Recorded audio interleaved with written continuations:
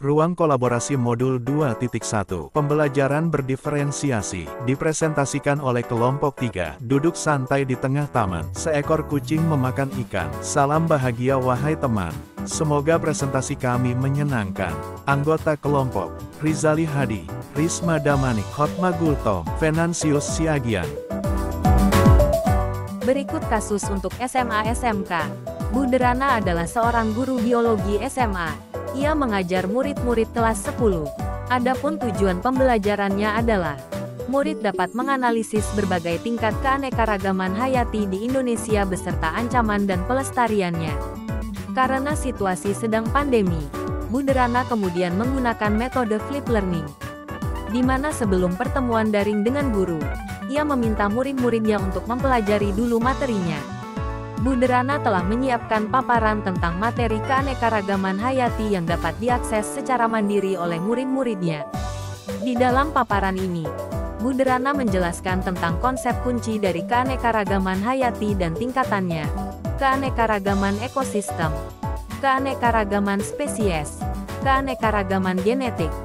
Ibu Derana juga menyediakan beberapa sumber belajar yang berkaitan dengan wilayah kritis keanekaragaman hayati di Indonesia. Sumber yang ia sediakan misalnya artikel dari koran, video-video dari Kehati, WWF, Greenpeace yang ia ambil dari internet. Untuk membantu murid-muridnya belajar mandiri, Buderana menyiapkan beberapa pertanyaan pemandu. Setelah tahapan belajar mandiri, murid-murid kemudian diminta mengikuti kuis tertulis dengan pertanyaan terbuka di mana setiap murid akan diminta untuk memberikan umpan balik terhadap jawaban dua temannya. Ibu Derana memastikan setiap anak mendapatkan umpan balik dari temannya. Ibu Derana lalu meminta murid membuat jurnal refleksi yang harus dilengkapi sebelum mereka masuk ke tahapan pembelajaran sinkron melalui pertemuan Google Meet. Dalam tahap forum diskusi sinkronus, guru memberikan pertanyaan pemantik untuk memulai. Pertanyaan-pertanyaan tersebut diantaranya, tingkatan keanekaragaman hayati mana yang paling penting dilindungi terlebih dahulu? Mengapa? Kapan terancamnya keanekaragaman hayati ekosistem dapat mengancam keanekaragaman hayati spesies dan genetis? Mengapa? Dan pertanyaan-pertanyaan lainnya yang dapat memperkaya materi dan pemahaman murid akan konsep. Selama proses diskusi daring, Ibu Derana mengamati jawaban-jawaban murid untuk mengetahui apakah ada miskonsepsi yang dimiliki murid atau apakah ada murid-murid yang tampak belum paham. Di akhir diskusi, Buderana memberikan murid tantangan untuk membuat paket info digital yang mengidentifikasi ancaman pada satu lokasi di wilayah Indonesia yang membawa dampak negatif bagi 3 tingkatan keanekaragaman hayati sekaligus berikut rekomendasi penanganannya. Buderana memperkenankan murid memilih sendiri lokasinya berdasarkan kasus yang nyata terjadi di Indonesia.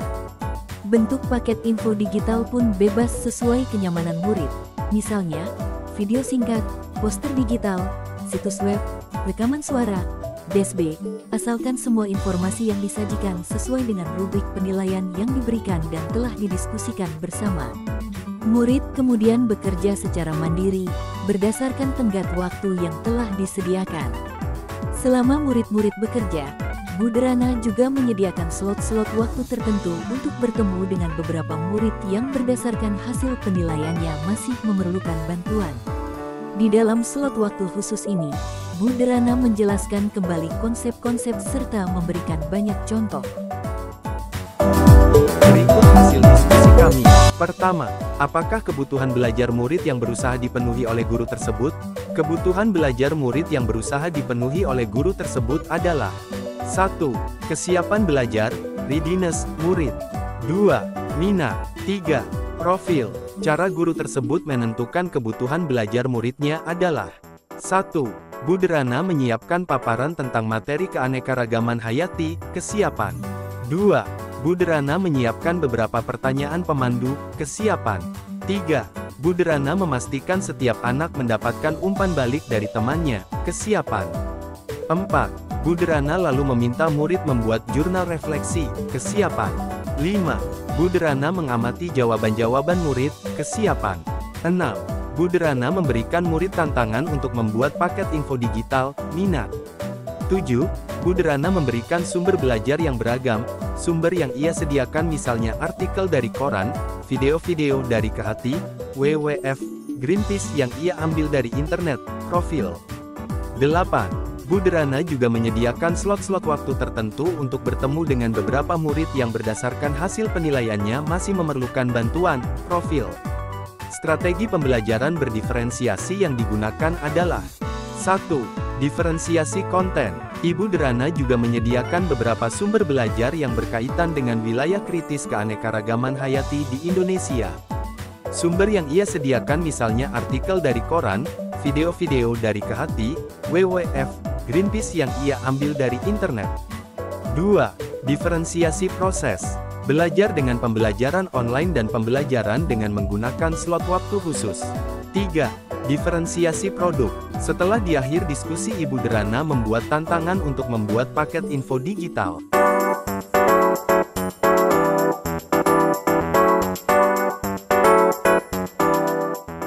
Cara guru tersebut melakukan penilaian adalah 1. Asesmen as learning, penilaian sebagai proses pembelajaran. Buderana meminta murid untuk memberikan umpan balik terhadap jawaban dua temannya, dan memastikan setiap anak mendapat umpan balik dari teman lain. 2. Assessment for learning, penilaian untuk proses pembelajaran. Buderana mengamati proses diskusi apa ada yang miskonsepsi dan Buderana menilai keaktifan anak-anak dalam menjawab pertanyaan selama proses pembelajaran, yaitu pertanyaan pemantik. 3. Assessment of learning, penilaian pada akhir proses pembelajaran. Buderana menilai hasil produk dari tugas yang dikumpulkan, membuat paket info digital yang mengidentifikasi ancaman, dan juga melakukan kuis tertulis di akhir materi. Demikianlah hasil diskusi kelompok kami. Terima kasih, salam dan bahagia.